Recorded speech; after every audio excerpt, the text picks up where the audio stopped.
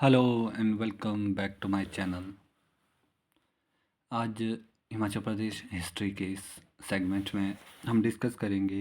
अब हमारे पास छोटी छोटी तीन रियासतें रही हैं, सोलन, सिरमौर और ऊना। इसी के साथ ही हमारा ये हिस्ट्री, हिमाचल हिस्ट्री का ये पोर्शन जो हमारा ये डिस्ट्रिक्ट वाइज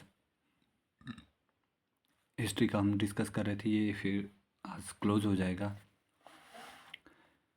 अगर बात करें, सबसे पहले मैं एक बार फिर से मैप बता दूं आपको 12 ज़िलों का, उसके बाद मैं सोलन से शुरू करूंगा। हमारे जो 12 ज़िले हैं, फिर से मैं पूर्वी पार्ट से शुरू करूंगा। Number 1 Kinnaur, number 2 Lahaul Spiti, number 3 Chamba, number 4 Shimla, number 5 Sirmaur, number 6 Solan, number 7 Mandi, number 8 Kullu, number 9 Bilaspur, number 10 Hamirpur, number 11 Una, number 12 Kangra.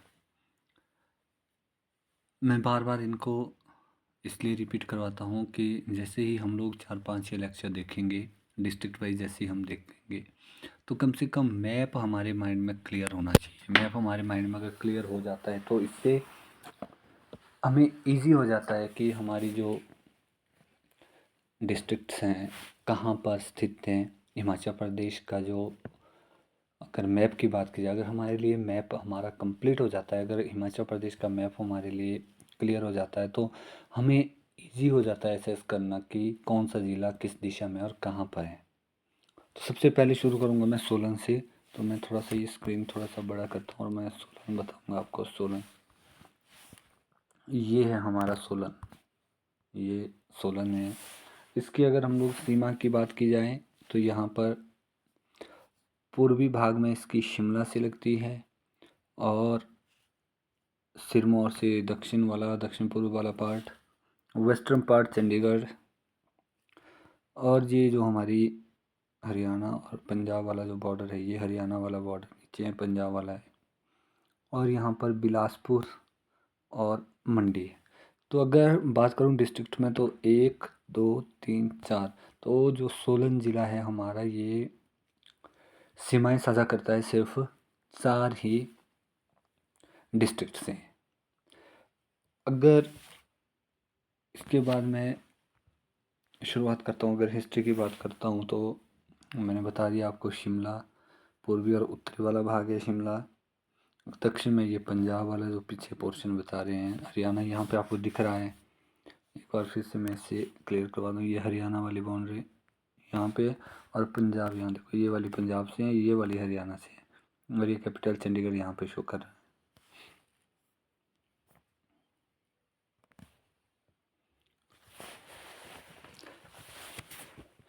रियासतों की बात की जाए तो सबसे पहले मैं शुरू करूँगा रियासतों में, साथ में मैं मैप में भी जाता हूँ। सोलन की जो ये वर्तमान बाउंड्री है, ये तो हमारी 1972 के बाद के बाउंड्री हैं। 1966 शाह कमीशन से कुछ एरिया जो हिमाचल में ऐड किए गए थे, और उसके बाद 1972 में जो हमारा हिमाचल प्रदेश जो 1971 में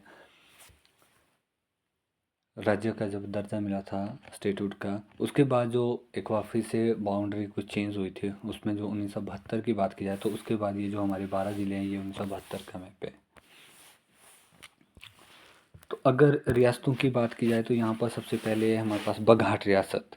बघाट रियासत की बात की जाए तो भूतपूर्व रियासत में जो इनके जो संस्थापक थे, ये बसंत पाल, इनका हरिचंद पाल भी नाम था, वह एक स्थान पर बसे थे और उसको उन्होंने बसंतपुर नाम दिया था, और वर्तमान में इसे बस्सी कहा जाता है, जो कि जौन जी मंदिर के पास है। इसके बाद बात की जाए बघाट रियासत के विजय सिंह जी की। विजय सिंह जी 1842 में इन्होंने जब सिंहासन संभाला था तो उनके कोई पुत्र नहीं था।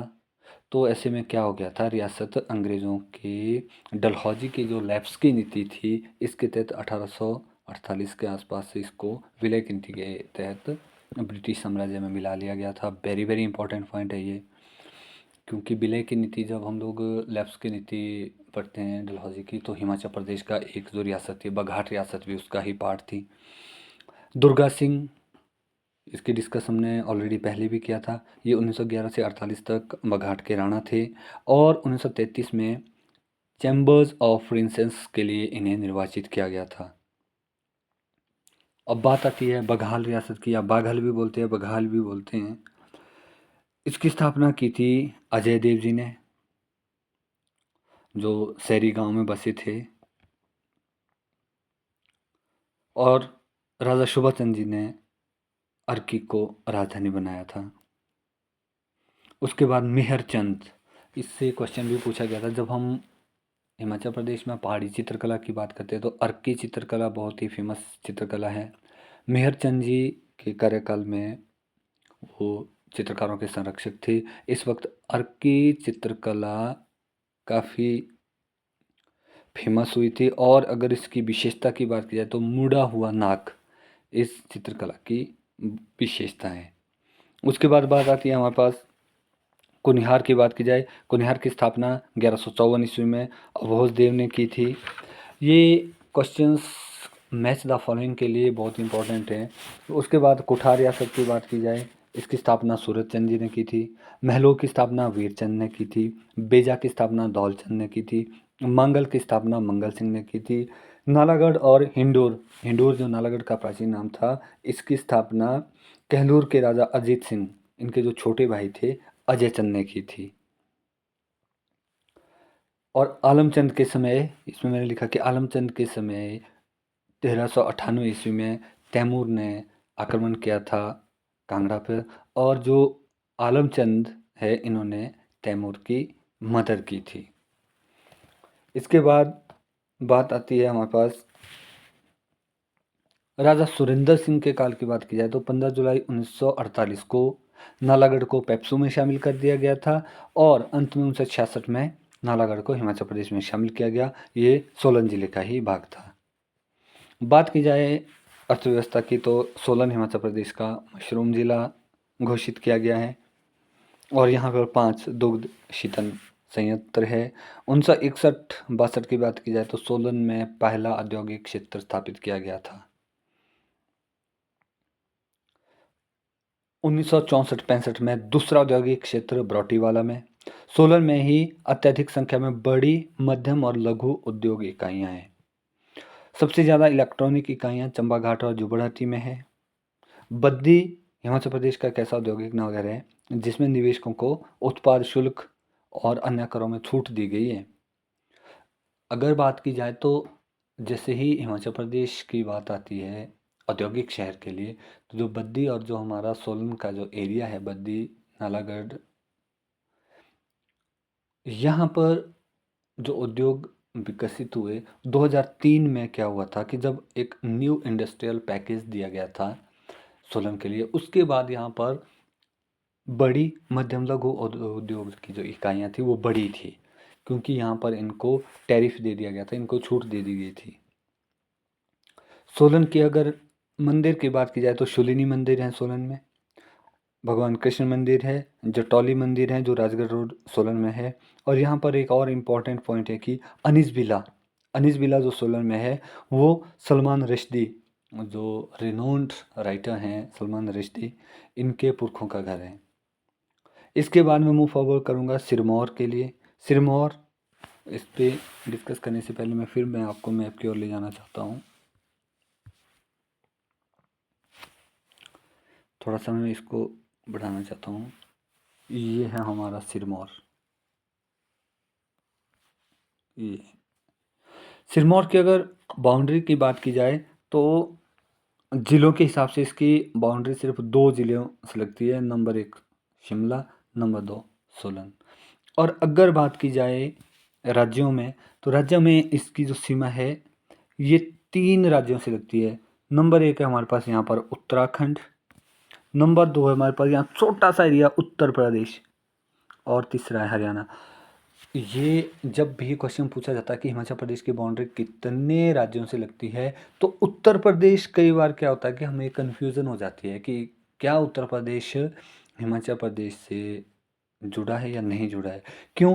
क्योंकि अगर हम लोग बात करें 2001 से पहले की, जब उत्तर प्रदेश और उत्तराखंड एक ही थे, लेकिन 2001 के बाद जैसे ही उत्तराखंड डिवाइड हुआ उत्तर प्रदेश से, तब हमें लगता था कि कहीं ऐसा ना हो कि क्या हमारी बाउंड्री सिर्फ उत्तराखंड से ही लगती है। नहीं, ये जो यहाँ पर आपको दिख रहा है, यहाँ पर एक छोटा सा एरिया है, यहाँ पर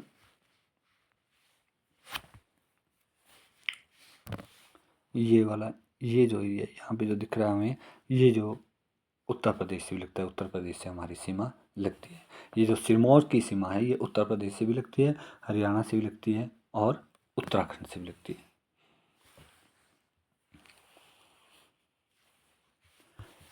बात की जाए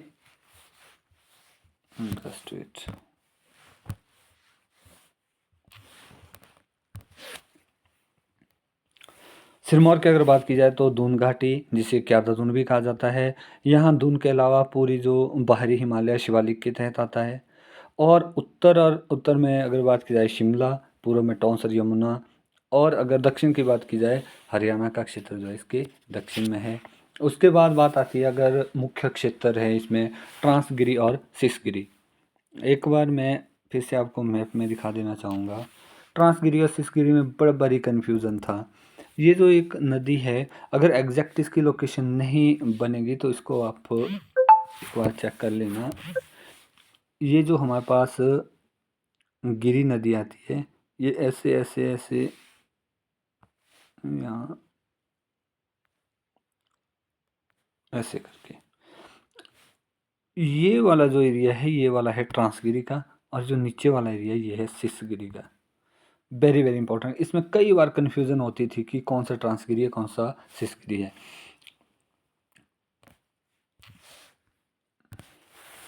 ट्रांसगिरी क्षेत्र एक पर्वतीय क्षेत्र है जिसमें प्रसिद्ध चोटियाँ चूड़धार, चूड़चांदनी धार है, नौहरा धार, हम हरिपुर धार और दूधम धार भी इसी के अंतर्गत मुख्य श्रेणियाँ हैं। सिसगिरी क्षेत्र की बात की जाए तो ये गिरि नदी का वो भाग है जो ट्रांसगिरी से इसे अलग करती है। सेंधार, धाठी श्रृंखला, ये सभी, और ये जो जलाल नदी है, ये सभी क्षेत्र सिसगिरी में आता है। इस क्षेत्र के अगर पश्चिम भाग की बात की जाए तो यहाँ पर मारकंडा नदी बहती है और इस घाटी में क्यारदा दून बाटा नदी के द्वारा ये सिंचित होती है। जैतक पहाड़ियाँ अगेन इम्पॉर्टेंट है, ये जैतक पहाड़ियाँ ये वो स्थान है जहाँ पर गोरखों ने 20 किले बनवाए थे 1814-15 में, जब गोरखों और अंग्रेजी सेना के बीच एक महत्वपूर्ण लड़ाई यहाँ पर लड़ी गई थी। बात की जाए नदी, जो इसकी नदियाँ यहाँ पे कौन कौन सी है, यहाँ यमुना नदी वेरी वेरी इंपॉर्टेंट जो हमारी सीमा बनाती है उत्तराखंड के साथ। ये खादर मांजरी से सिरमौर में प्रवेश करती है और ताजेवाला में हिमाचल प्रदेश को छोड़ देती है। इसका काफ़ी छोटा है, लगभग 22 किलोमीटर बहती है ये हिमाचल प्रदेश में। टॉन्स, गिरी, बाटा इसकी सहायक नदियाँ हैं और यमुना नदी का जो संबंध माना जाता है पौराणिक सूर्य देवता से इसका पौराणिक संबंध है। गिरी नदी की बात की जाए, मैंने आपको मैप में भी शो किया था, यह शिमला जिले के जुब्बल से निकलती है और मंदुपलासा गांव से और दक्षिण पूर्वी दिशा ले लेती है और इस दो भागों में बांट देती है सिरमौर को, जैसे सिरमौर में प्रवेश करती है। गिरी के बाद टोंस, यह यमुनोत्री पर्वत से उत्पन्न होती है और कोटी गांव के पास सिरमौर में प्रवेश करती है। मारकंडा ये बड़ावन में कटासन दर्रे से कटासन देवी मंदिर से उत्पन्न होती है। रेणुका ये सिरमौर की एक इकलौती झील है, इनका संबंध परशुराम जी से है। उसके बाद अगर इतिहास की बात की जाए, इतिहास में जो इम्पोर्टेंट पॉइंट्स है वही डिस्कस करेंगे। सबसे पहले कंवर रंजौर सिंह द्वारा लिखित पुस्तक तारीख है रियासत सिरमौर, इसमें वर्णन मिलता है सिरमौर का। और सिरमौर की स्थापना जैसलमेर से आए राजा रसालू ने की थी, जिनका पूर्वज का नाम सिरमौर था। ये वास्तविक कुनिंद थे। उसके बाद बात आती है मदन सिंह जी के शासनकाल में। यहाँ पर सिरमौर की जो वास्तविक राजधानी थी वो कियारदा दून थी, या इसे सिरमौरी ताल भी कहा जाता है, जिसमें गिरि नदी ने तबाही मचा दी थी। और उसके बाद क्या किया कि फिर राजधानी को राजवन स्थानांतरित किया गया, जिससे राजवन का नाम दिया गया। राजा शुभंश प्रकाश वेरी वेरी इंपॉर्टेंट है, जो शुभंश प्रकाश जी थे इन्होंने किया था राजधानी को परिवर्तित राजवन। राजा उदित प्रकाश ने राजवन से राजधानी कालसी, जो वर्तमान में उत्तराखंड के देहरादून जिले का हिस्सा है, यहाँ पर स्थानांतरित कर दिया गया था। उसके बाद बात आती है वीर प्रकाश की। वीर प्रकाश ने हटकोटी में पब्बन नदी के तट पर दुर्गा देवी का मंदिर बनवाया था और उसने ही रावणगढ़ का किला भी बनाया था। राजा ब्रह्म प्रकाश ने कोट देवथल को अपनी राजधानी बनाया। उसके बाद बात आती है राजा करम प्रकाश। राजा करम प्रकाश जी ने नाहन शहर की स्थापना की थी। उसके बाद बात आती है राजा फतेह प्रकाश। राजा फतेह प्रकाश जी ने शीश महल और मोती महल बनाए थे। राजा अमर प्रकाश जी ने महिमा लाइब्रेरी बनाई। और राजा राजेंद्र प्रकाश, इन्होंने जो 1942 में सिरमौर में जो पचहत्ता आंदोलन चलाया था श्री लक्ष्मी सिंह और वैद्य सूरत सिंह जी के नेतृत्व में, उनके कार्यकाल में ही ये चलाया गया था। और इसे भाई दो ना पाई दो, वेरी वेरी इंपॉर्टेंट है, इसका जो नारा था भाई दो ना पाई दो भी इसका नारा था। अगर एक मैंने यहाँ पे एक पॉइंट छूट गया है कि राजा शमशेर प्रकाश, जिन्होंने 1856 से लेकर के 1898 तक शासन किया था, उन्होंने 1857 की क्रांति में अंग्रेजों का साथ दिया था, जिसके लिए उन्हें 7 तोपों की सलामी दी गई थी। क्योंकि जो 1857 की क्रांति की बात आती है तो ये जो शमशेर प्रकाश करके दो नाम है, इसमें हम कंफ्यूज हो जाते हैं। जो बुशहर के राजा थे, बुशहर के राजा शमशेर सिंह, उन्होंने क्या किया था, उन्होंने अंग्रेजों का विरोध किया था।